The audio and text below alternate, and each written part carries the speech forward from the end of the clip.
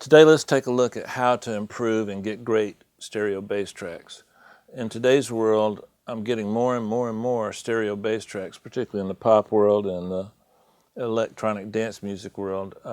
Recently Showtek shared a technique that I've been using for a minute and really like the way they execute it.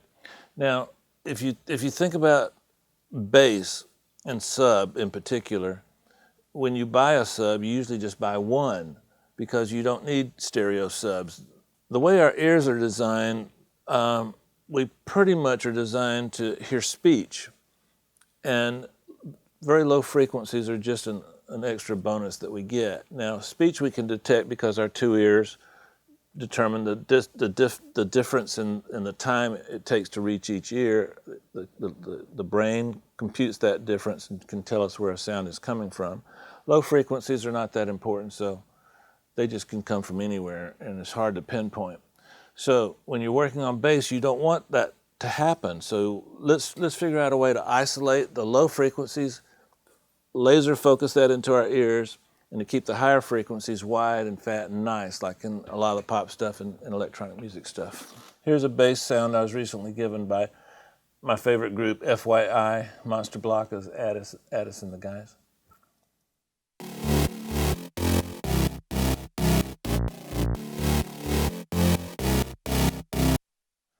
Okay, we've got a lot of nice, really low frequencies.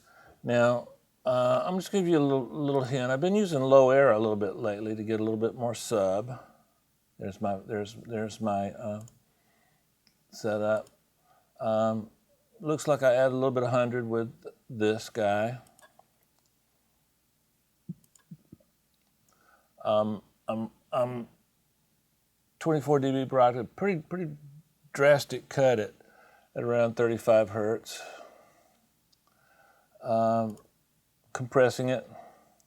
I'm using a 6:1 ratio, adding some odd and even harmonics.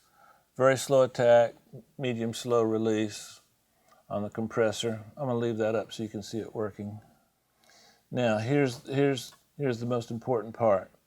On this track, I'm going to only keep everything below 300 cycles. Now I've duplicated the track. This is an exact copy below, and on the track below, I'm going to keep everything above 330. Now I've rolled off a little bit of top end on that track. We'll go over that in a minute. Let's listen to what we've got.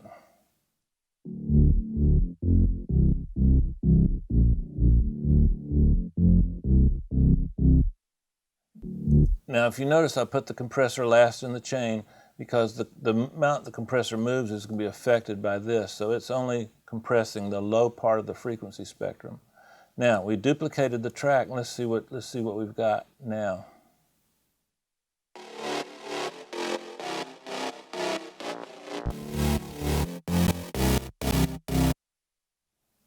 Okay. Now, what I've done is I've added a multi-tap delay to kind of give it a little cool width, and then the UAD Dimension D, just to widen it even more. So, here we go.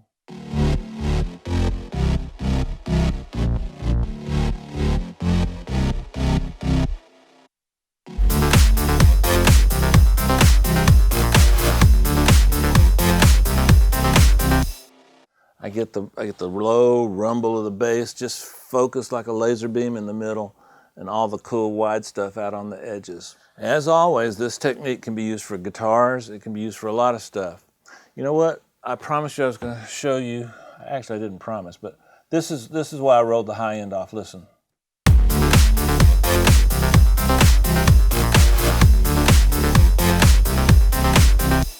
It's just too sizzly, so.